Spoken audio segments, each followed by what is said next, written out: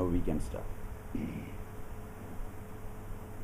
Sri Harim Paramanantam Upadeshtaramishwaram Vyapagam Sarvalokanam Karanam Tam Bhajamya Shankaram Shankaracharyam Keshavam Badarayanam Sutra Bhashya Kritau Vande Bhagavantau Punah Punah Sada Shiva Samarambham Shankaracharya Madhyamam Asmadacharya Variyantam Vande Guru Parambaram Bodhanantam Chagalyanam Alanantam Atmajam Sachidanantam Atmajam Shudananta Gurum Mardhat.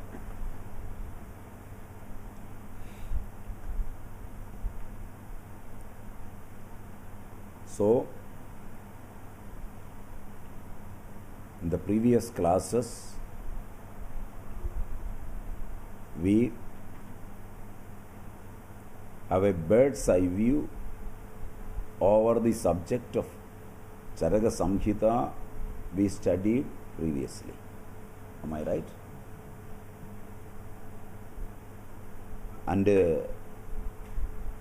we studied the basic elements: Prithvi, Ap, Tejas, Vayu and Akas. These 5 basic elements manifest in the human body, and these elements enabled the forefathers of Ayurveda to analyze the mind and the body, say the psyche and physique of the individual concerned, thought and actions, for considering the health as well as the disease.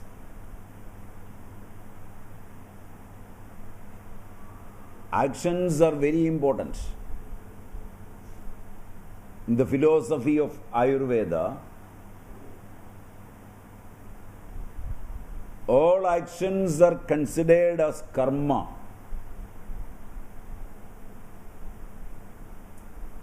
While a person is doing something,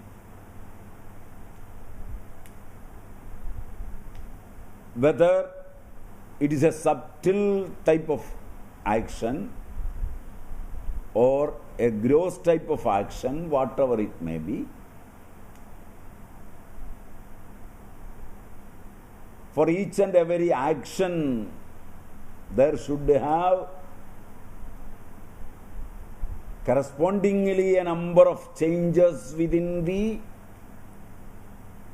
cells of the human beings, the enzymes of the human beings, the hormones of the human beings. So,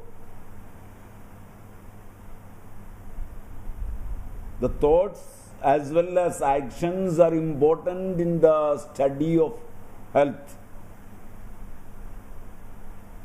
In the study of disease. So this enabled the forefathers of Ayurveda to analyze the mind and the body, the actions and thoughts, the emotions and the intelligence.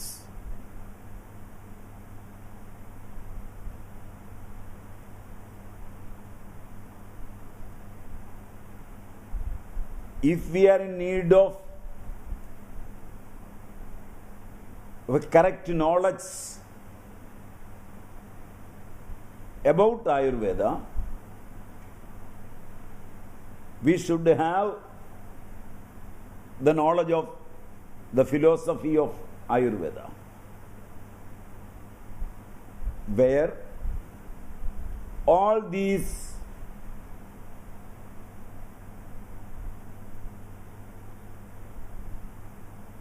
studies are considered by the forefathers of the same science. So, for considering health as well as disease, they studied all these things in detail. And to heal the disease, the knowledge of these pairs are very important. Psyche and physique, thought and actions.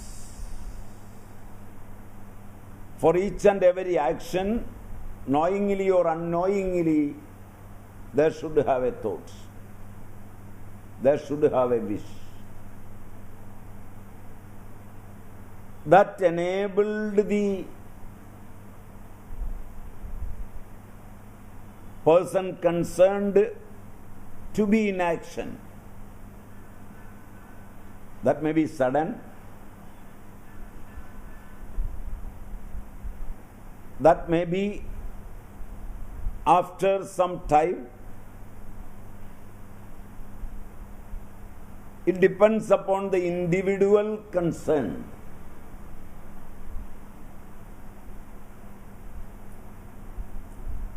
While he is thinking about some action, the changes within the body.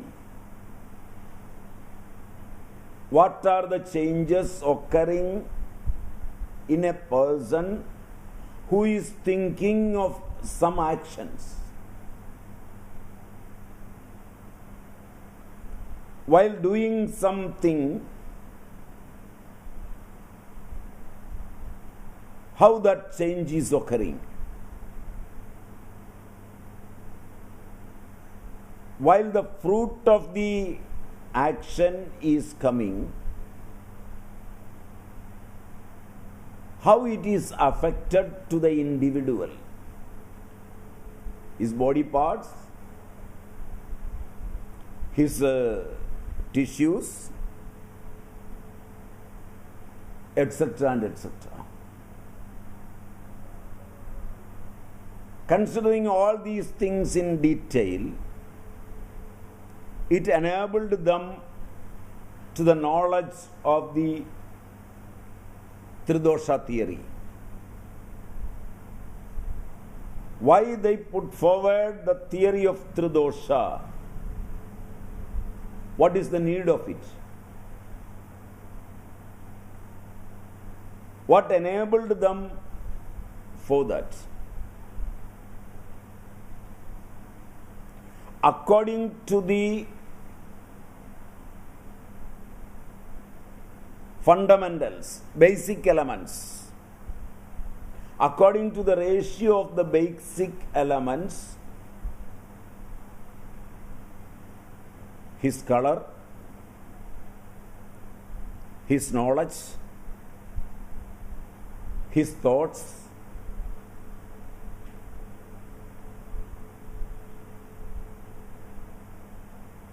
etc. are in a pattern.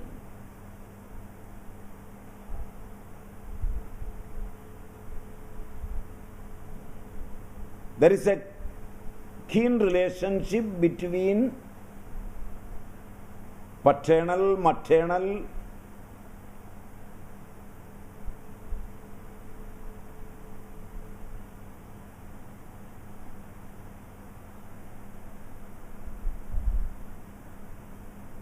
genealogy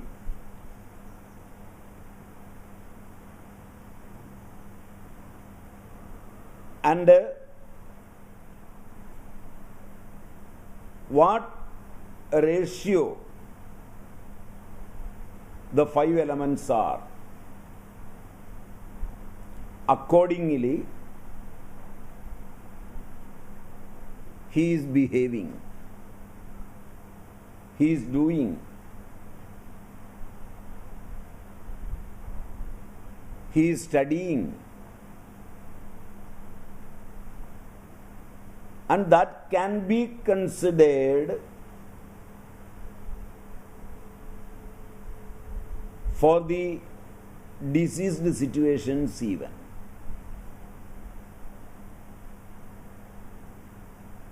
So studying vehemently, they put forward a theory. That is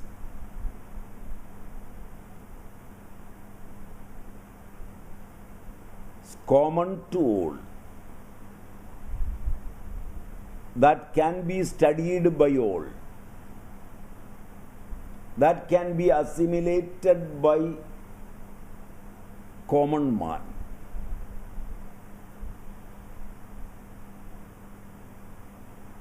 A science can be helpful for the society only when it is workable among the unintelligentsia.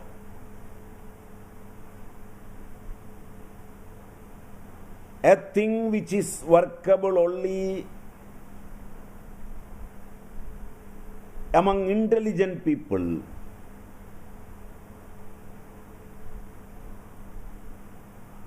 those philosophies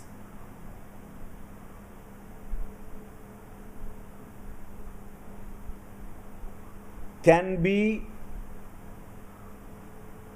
described among them alone. Or in other words, it can be for intellectual exercise.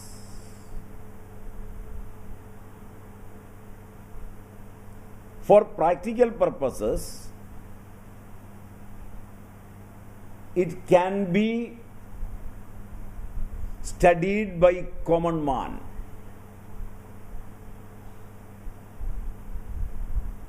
Common people can assimilate the basic elements. Am I right? Considering these basic elements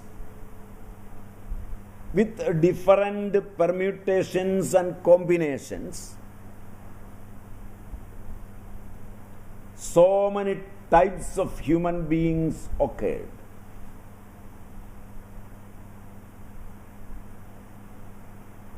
There may be some resemblance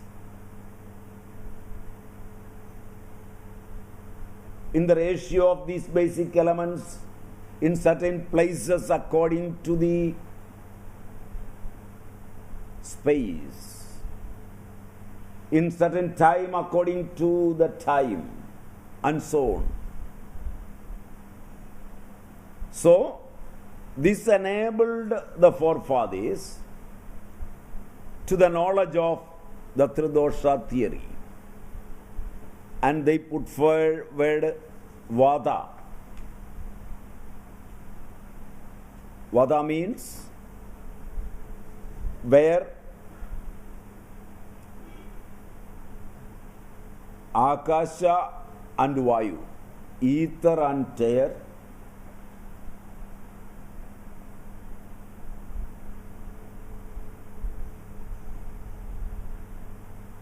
in that ratio, ether and air together is high. That is Vada type of people. In a combination of 5 elements, where ether and air are increased,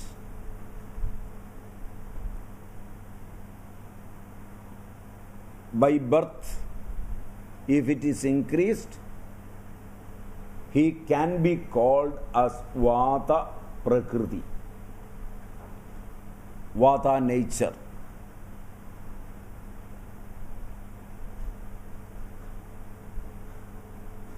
Fire and water, if it is increased, that is Pitta nature.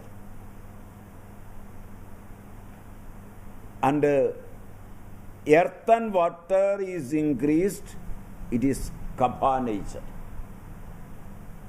If you are writing water and earth, because Kam means water, Jalam. Kapha means Kam kondu bhalikunadu.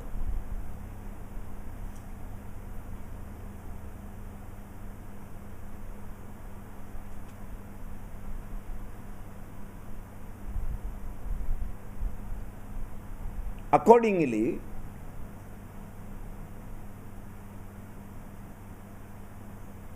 this theory governs.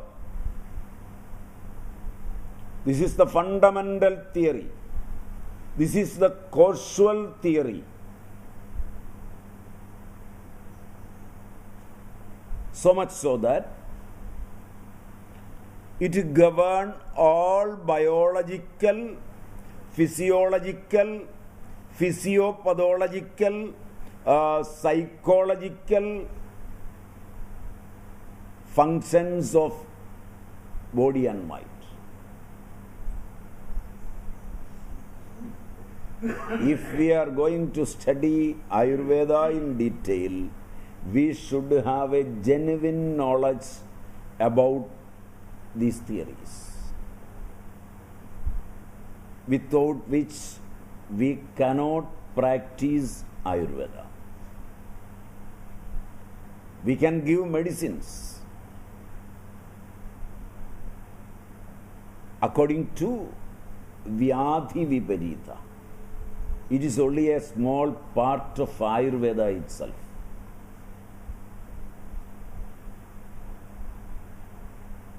Giving a medicine to such and such disease.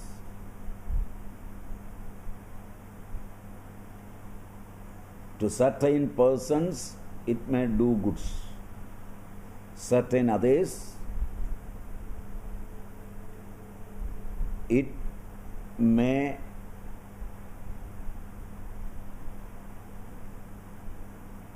make so many other diseases. After considering the disease of human beings, giving some medicines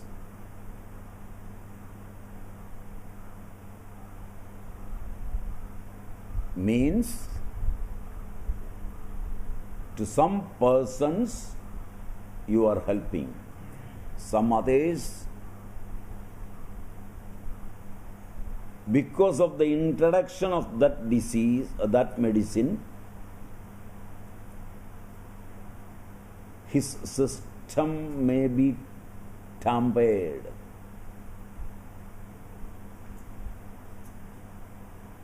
That may change his fundamental elements.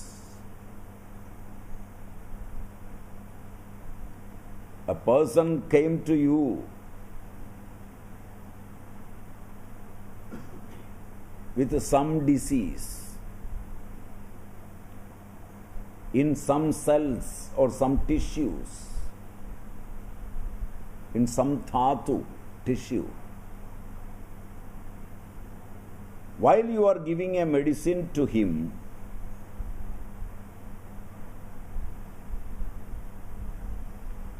some development may be there. While that development is there, that may change his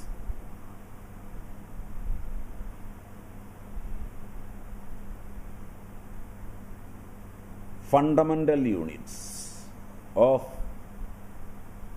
ether, air, fire, water and earth. That is, that may change his vata, pitta, kapha.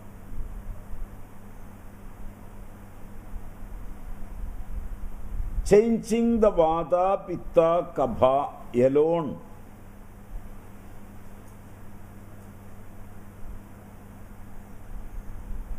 disease can be cured. Whether you are giving vyadhi viparita or hetu viparita or tadarthakari. But the thing is that if you are giving a medicine to a person and that is not working there, in such a condition, that changed his vata, pitta, kapha adversely.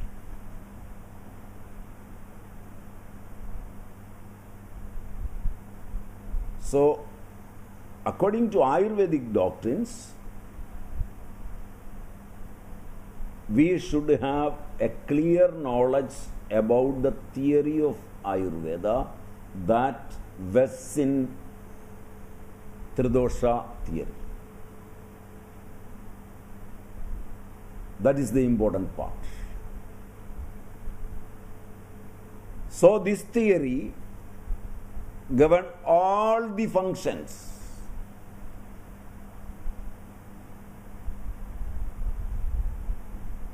Say, biological functions. All the biological functions of the human beings. All the physiological functions.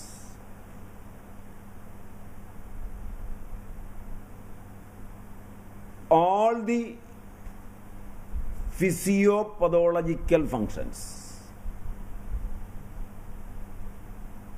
all the psychopathological functions,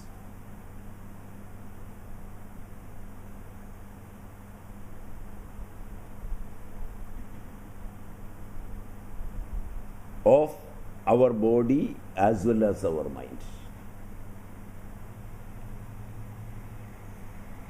Also our consciousness. So that is very important. These three, say vata, pitta, kapha, act as the basic protective barriers for the body in its normal physiological condition.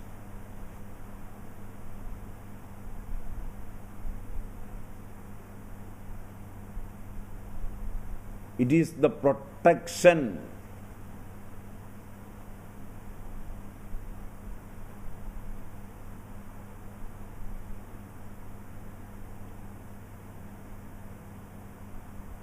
moreover, while you are taking some modern remedies,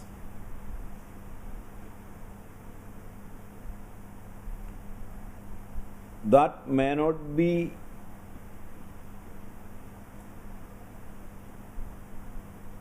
subtle.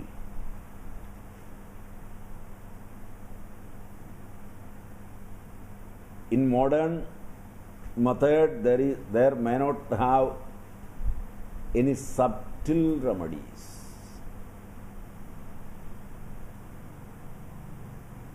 But as far as Ayurveda is concerned,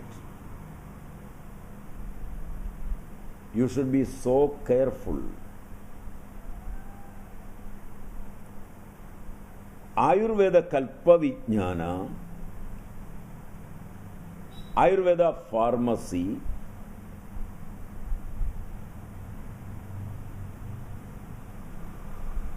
after years of research,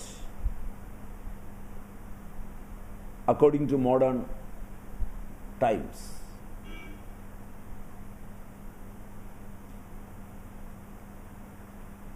years of sadhana,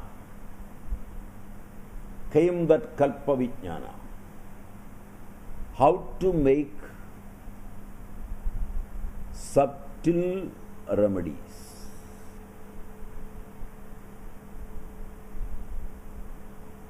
That's why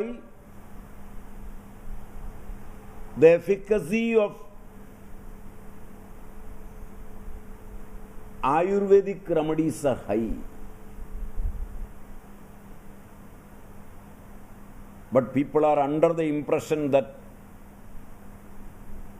modern medicines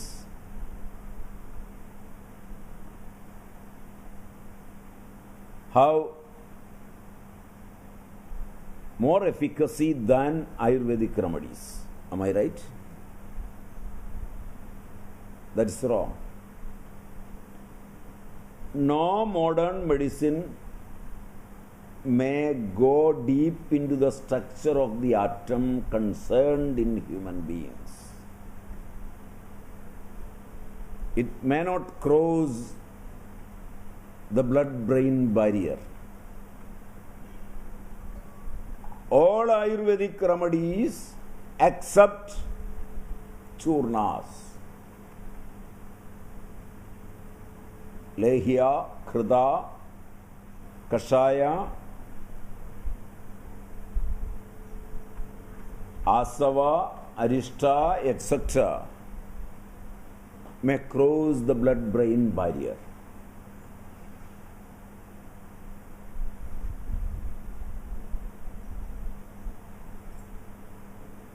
So we should have a clear knowledge about these three.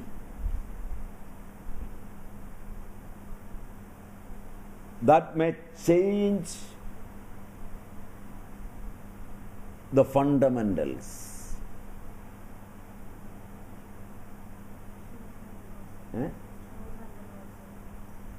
ചൂർണം എന്ന് പറയുമ്പോൾ അത് ഗ്രോസാണ്, സബ്റ്റിലല്ല, വെറുതെ പൊടിച്ചു എന്നേ ഉള്ളൂ.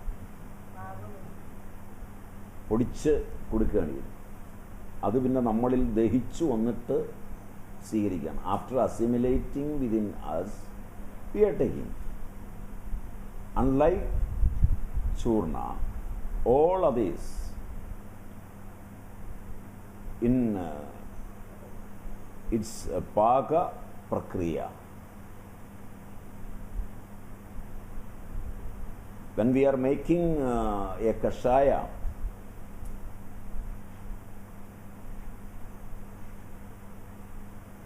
what is happening within the body? Such a fire is outside. How that kashaya can be taken to such and such dhadus? How those arishtasavas can be taken to the state of majja or something like that?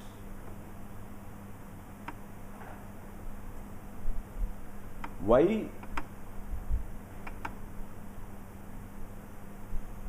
we are making the medicine as asava or arishta?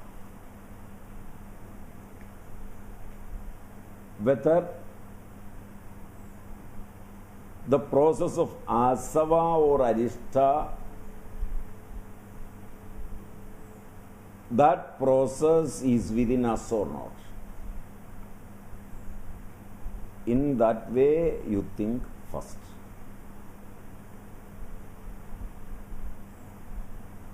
Taking some raw materials within us,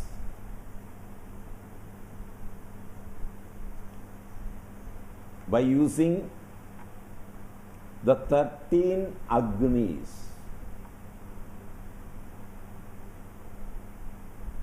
by using the 13 fires within us, including the metabolism, this asava, krita, lehya, etc. are producing within us.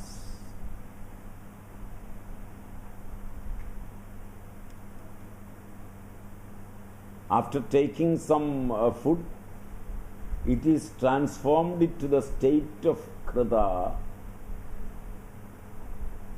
within us in the subtle form. If you can make something like that outside and giving it directly to the person at a state of disease without much work for the body, directly he can assimilate that, and that can be helpful for his growth.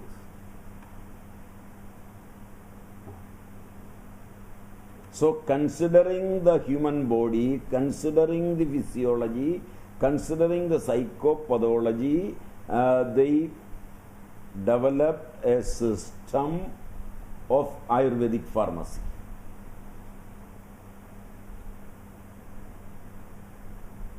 If you are aware of that, then only you will have a reverence towards Ayurveda. If you are not aware of the fact, you will not have any reverence to Ayurveda, but you may think that modern pharmaceutical concerns are good. And more than that, you may think you can change the Ayurvedic pharmacy into modern pharmacy by some gymnastics.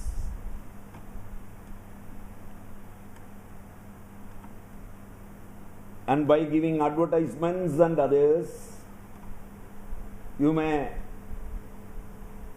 publish some papers upon that, and you may tell the people that the Ayurvedic pharmacy was of olden times and it is according to the barbarians of the world.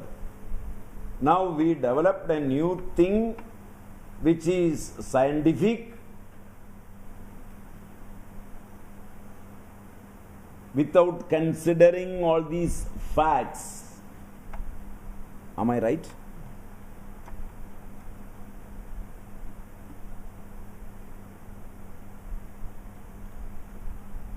In modern pharmacies, they are not aware of the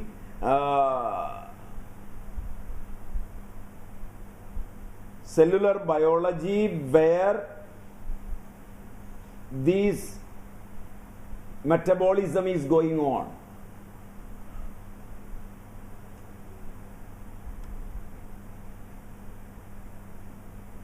There is ample scope to study the molecular theory, the biomolecular force, etc. and etc. in modern times. But they are not clubbing these two while they are making the medicines. Most of the pharmacies are governed by business people.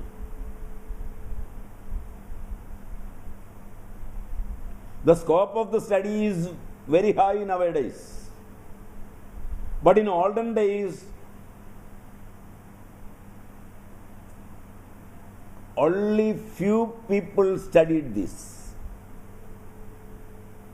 Even then, those few people governed the pharmacies with knowledge, not with money.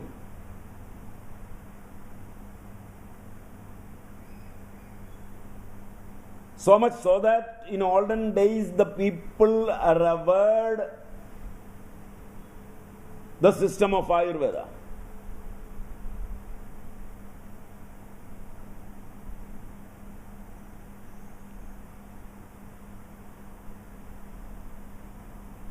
How we can make a medicine according to the marrow level, according to the blood level,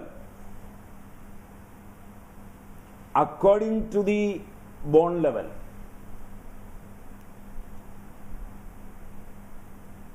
By giving a medicine through mouth,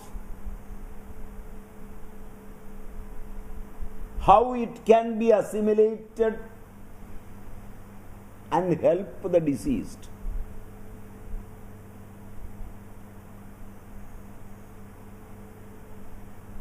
That research, that important research, conducted fully in olden days in India,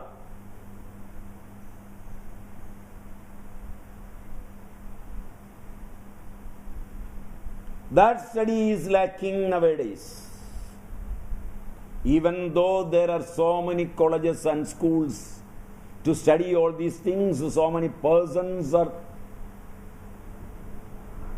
teaching all these philosophies,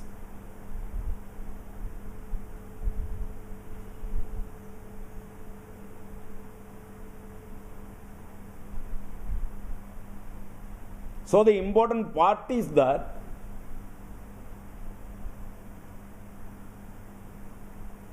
these three things, Vata, Pitta, Kapha, are the most important.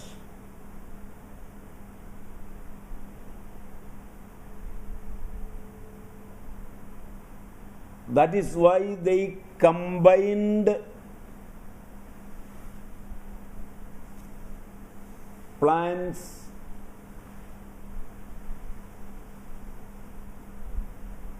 animal parts, etc. together.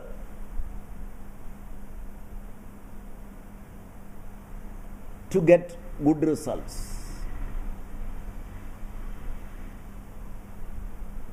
So,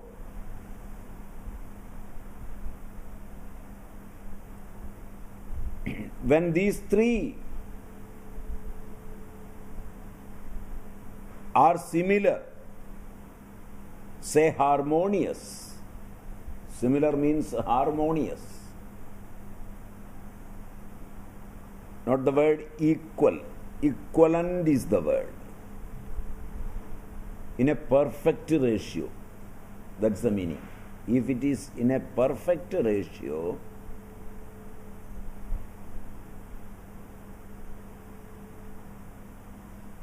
the person is happy and healthy. So these three are the protectors that we studied, that made a protective barrier for the body in its normal physiological conditions. When these are similar, and he will become happy as well as healthy. A healthy man means a person with similar Vata, Pitta, Kapha.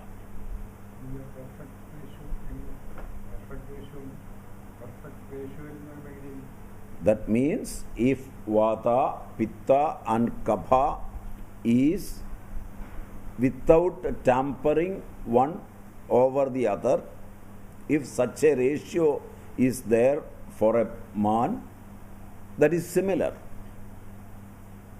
And if it is similar, he will be happy mentally and he will be healthy.